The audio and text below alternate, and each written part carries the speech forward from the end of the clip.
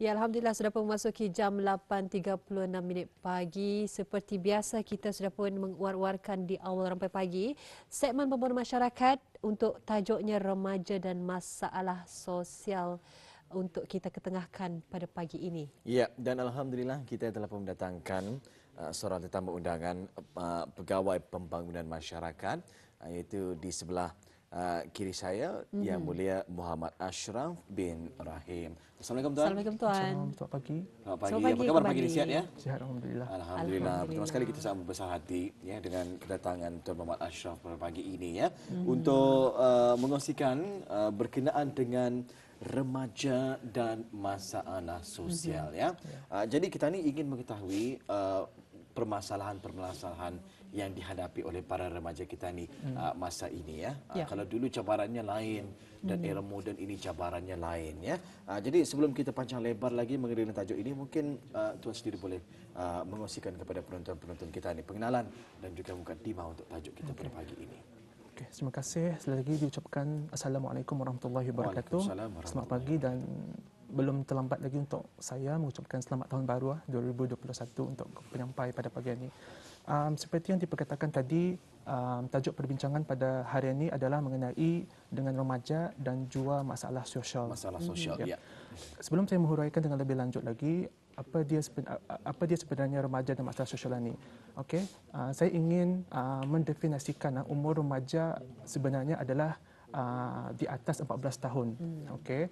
Walau bagaimanapun menurut Akta Kanak-kanak dan Orang Muda 2010, remaja yang terlibat dengan kesalahan undang-undang di negara ini sebenarnya adalah boleh dibicarakan di mahkamah atas kesalahan jenayah di antara umurnya 7 hingga 17 tahun. Basically di bawah 18 tahun, remaja boleh sudah dibicarakan di mahkamah atas kesalahan jenayah ataupun kesalahan undang-undang di negara ini. Ya. Okey. Umur minimal kita sudah tadi itu minimal 7 tahun. Minimal sudah boleh dibicarakan atas kondisi-kondisi yang tertentulah. Okey. Jadinya remaja dan masalah sosial ini ia berkait rapat. Selalu ia konotasi yang sangat common lah di kalangan masyarakat. Remaja dan juga masalah sosial. Jadinya menurut perangkaan yang kami terima, Jabatan Pembangunan Masyarakat khususnya daripada tahun 2017 hingga tahun 2020, kami menerima sebanyak 32 kes curi. Kes curi yang melibatkan remaja di bawah umur ini. Jadinya kes-kes ini dirujuk kepada pihak kami melalui kompleks rumah kebajikan untuk tujuan pemulihan. Okey. Manakala pada masa ini sebenarnya lebih 60% kanak-kanak ataupun remaja yang terlibat dengan kes curi ini masa ini adalah mempunyai sejarah ataupun latar belakang menggunakan dadah. Okey, terlibat dengan penyalahgunaan dadah lebih 60% sebenarnya masaan yang ada bersama kami lah di pusat pemulihan. Jadinya lain-lain kes yang pernah direkodkan adalah seperti kes-kes sumbang mahram, kes-kes rogol, kes-kes unlawful carnal knowledge, itu maksudnya kes-kes persetubuhan di bawah umur. Tetapi yang paling common yang kami terima adalah kes-kes curi lah. Ya. Mengenai dengan penyalahgunaan dadah di kalangan para remaja ini macam mana? Kes-kes penyalahgunaan dadah ini, walaupun remaja ini tidak terlibat secara langsung dengan penyalahgunaan dadah barang-barang terkawal ini, tetapi dengan penglibatan diorang dengan kes-kes curi. Kes-kes curi ini melalui pendekatan intervensi yang dijalankan oleh pihak JAPIM mendapati rata-rata kebanyakan remaja di bawah umur ini terlibat dengan penyalahgunaan dadah. Ya. Jadi itu sedikit sebanyak mengenai dengan remaja dan masalah sosial, dan seperti yang kita ketahui juga ya, banyak sebetulnya cara ataupun kaedah yang dapat digunakan untuk menarik mereka ni ke arah kebaikan, tetapi ialah mereka sendiri yang memilih jalan yang salah kan. Mungkin dapat dikongsikan juga tuan, mengapa remaja ni terjebak dengan masalah-masalah sosial ni? Terima kasih.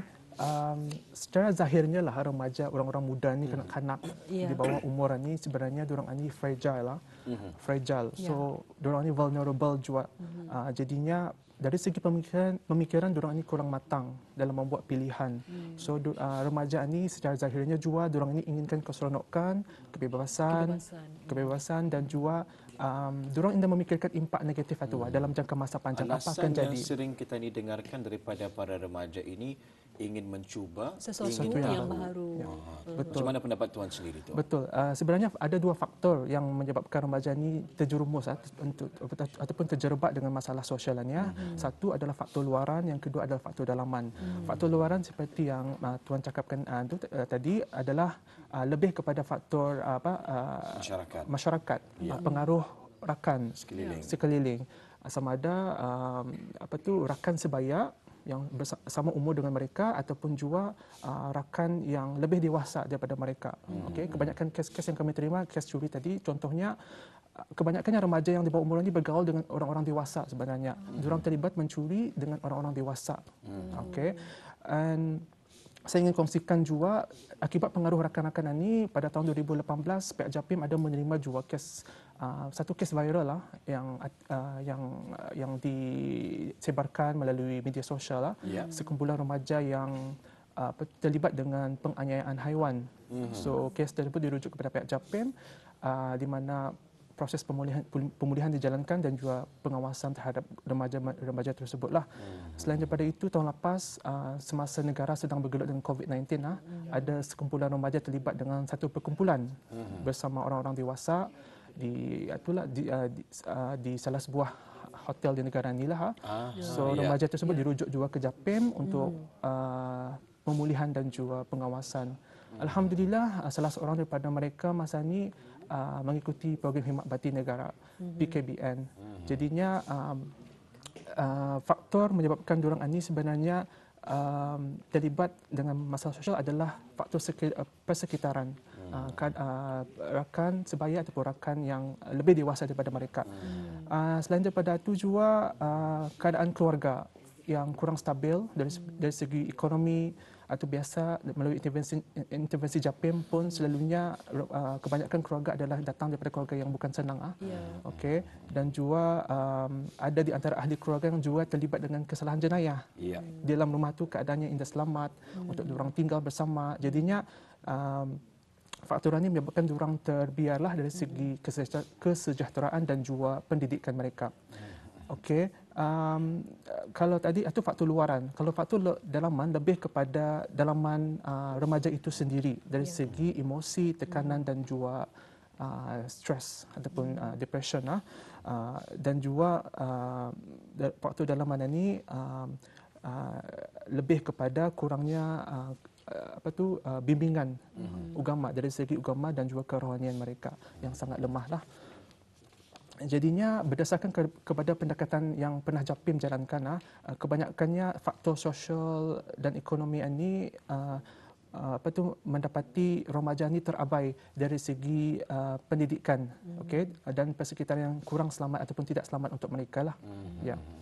Jadi alhamdulillah itulah sedikit sebanyak antara faktor-faktor penyebab kenapa para remaja ini tadi mudah saja terjebak kepada gejala sosial ini faktor luaran dan juga faktor dalaman. Dua perkara inilah yang kadang-kadang memberikan impak kepada para remaja ini tadi untuk melakukan gejala-gejala sosial Jadi tadi di awal wawancara kita ni kita ini ingin sebenarnya mengetahui ni tuan, cabaran dahulu berbeza buat para remaja ini seiring dengan perkembangan zaman dunia moden masa kini bagaimana sebenarnya media sosial maksud saya ataupun akses kepada internet ini dapat mempengaruhi para remaja kita ini. Okey.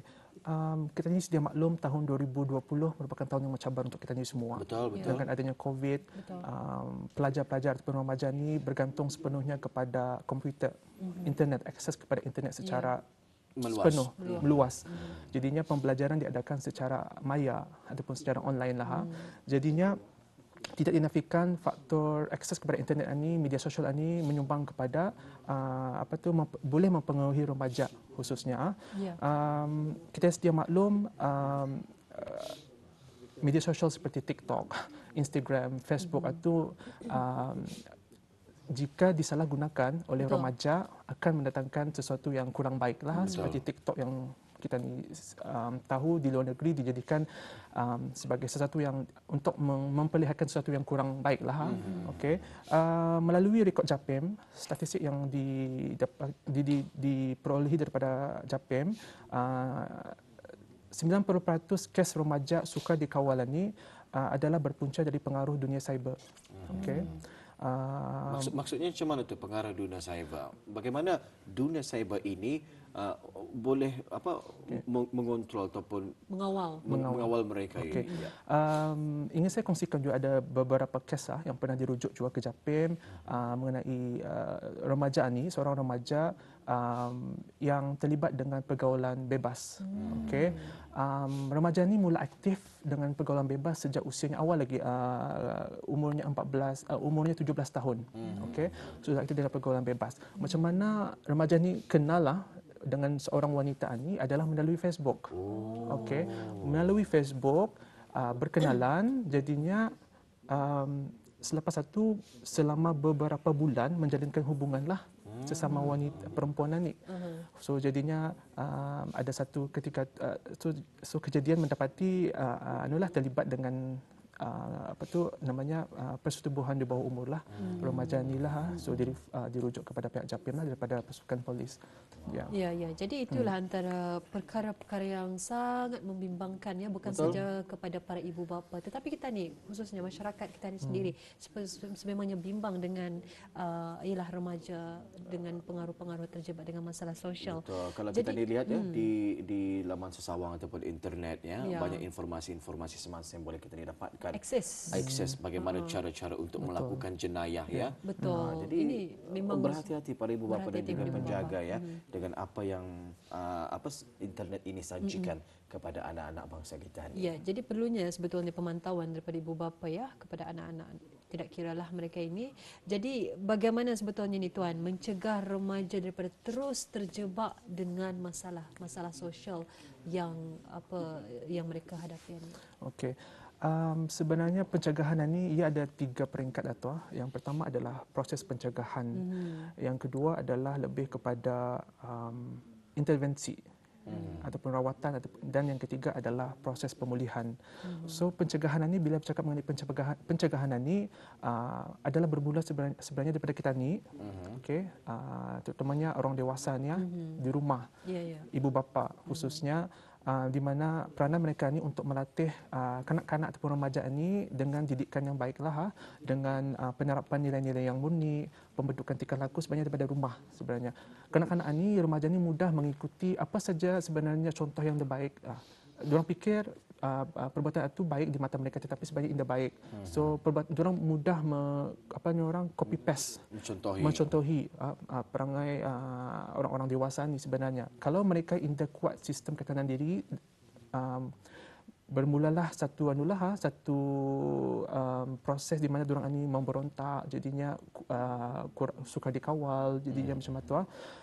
Jadinya tadi proses pencegahan bermula daripada rumah. Kita ni mesti proses pencegahan itu bermula daripada rumah. Kita ni sebagai yang golongan dewasa ni bertanggungjawab dalam memelihara kesejahteraan kanak-kanak ni.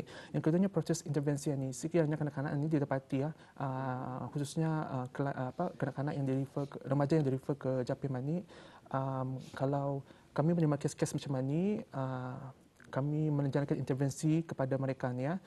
Satunya dengan bantuan kaunseling. Sesi bersama kaunselor diperlukan bagi diorang itu membimbing diorang ni. Yang keduanya juga kadang-kadang remaja ni diorang ni bukannya mau untuk dinasihati ni sebenarnya. Kadang-kadang perlu juga satu sesi itu di mana diorang ni didengar. Perlu diberikan perhatian. Perlu diberikan perhatian. So dari sana kita dapat menyelami apa emosi diorang, apa tekanan yang diorang alami, luahan hati mereka sebenarnya. Ada yang mengatakan katanya apapun yang kulakukannya indongku ndejo ingaunya. Betul. Jadi betul. Mereka merokok, berdadah, bergaul dengan rakan-rakan yang kadang-kadang kurang memberikan impak positif dalam kehidupan mereka. Betul. Ada satu juga kes yang tadi berhubung dengan media sosial tadi. Ada kami pernah dirujuk ke media ke pihak JAPIM mengenai yang saya dapat kongsikan, remaja ni ia terpengaruh dengan video-video yang tidak baik lah. So remaja ni bertukar-tukaran video ataupun gambar yang tidak baik bersama kawan-kawannya melalui WhatsApp. Betul, So dari sana mendorong anak ini sebenarnya untuk terjerbat dengan masalah yang pergaulan yang tidak baik itulah, khususnya jenayah lah. Kalau dari segi pemulihan tadi, ia lebih kepada proses terakhir. Kalau dia dapat diselamatkanlah remaja ni akan menjalani pemulihan secara intensif lah, untuk dipulihkan dari segi pembentukan tingkah laku dan juga ada pendekatan kerohanian untuk selalunya mereka. Melalui proses pemulihan ini mengambil masa yang agak lama bagi anak-anak ini tadi. Betul. Menurut Akta Kanak-kanak dan Orang Muda, mana-mana remaja yang dirujuklah ke pihak JAPIM ini melalui Kompleks Rumah Kebajikan, kalau pihak mahkamah menjatuhkan hukuman untuk mereka ini untuk dipulihkan, paling minimum 2 tahun. Satu tempoh yang agak lama ya. Dan paling maksimum 3 tahun, 2 ke 3 tahun sebenarnya. Ya. Jadi bagi mereka yang mungkin remaja-remaja di luar sana yang mempunyai masalah sosial, tapi rasanya macam diorang dah tahu di mana tempat mengadu. Kadang-kadang ialah keluarga sendiri pun diorang dah berani kan. Jadi kalau daripada Jabatan Pengurusan Masyarakat, bagaimana caranya untuk mereka menghubungi? Betul. Untuk mendapatkan bantuan. Ya, kami ada 2 talian sebenarnya yang dapat dihubungi oleh basically mana-manalah golongan di dalam masyarakat ini ya. Tapi khususnya untuk remaja, jangan malu untuk datang kepada kami, walaupun bukan dari secara fizikal lah, mungkin dari telefon, boleh menghubungi kami di talian anak 121 ataupun talian kebajikan kami 141. Okay. 141 dan juga 121. 121. Itu 2 talian yang boleh anda hubungi ya jika ada sebarang permasalahan ya yang ingin diluahkan. Mungkin ingin mendapatkan nasihat daripada Jabatan Pembangunan Masyarakat ini sendiri ya. Insya-Allah mereka akan sedia membantu. Baik, untuk akhirnya ni mungkin ada yang dapat disimpulkan dalam segmen pembangunan masyarakat kita ini untuk edisinya pada hari ini, remaja ini tadi dan juga masalah sosial. Okey, terima kasih. Secara kesimpulannya, yang seperti yang diterangkan tadi, remaja ini secara zahirnya adalah vulnerable lah, vulnerable dan juga fragile lah dari segi pemikiran, emosi diorang. Jadinya peranan kita ni sebagai golongan dewasa ni, terutamanya ibu bapa, dalam sama-sama menjaga kesejahteraan mereka dari segi pendidikan diorang, dari segi persekitaran tempat tinggal itu. Mengambil juga tema Hari Kanak-kanak Sedunia pada tahun lepas, iaitu pilihan bijak untuk masa depan yang lebih baik, ditujukan kepada remaja di luar sana untuk membuat keputusan yang lebih baik, untuk mendapatkan masa depan yang lebih baik, dah tu artinya yang lebih positif. Dan juga seperti yang diperkatakan tadi, jika remaja ada mempunyai masalah, bolehlah datang menghubungi kami di talian anak 121 dan pihak JAPIM sedia membantu untuk apa jua permasalahan remaja lah. Ya. Baik. Alhamdulillah ya. Itu dia.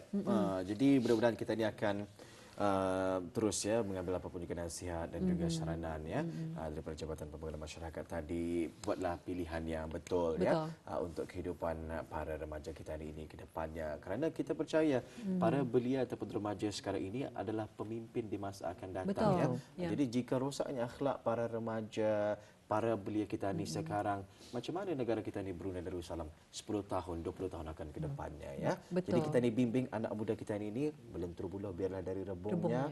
Ya, sesal dulu pendapatan, sesal kemudian tidak berguna, insya-Allah. Betul. Banyak faktor yang menyebabkan sebenarnya gejala sosial dari kalangan remaja ni yang semakin berleluasa. Jadi alhamdulillah banyak antaranya cara-cara ataupun kaedah-kaedah yang telah pun disediakan.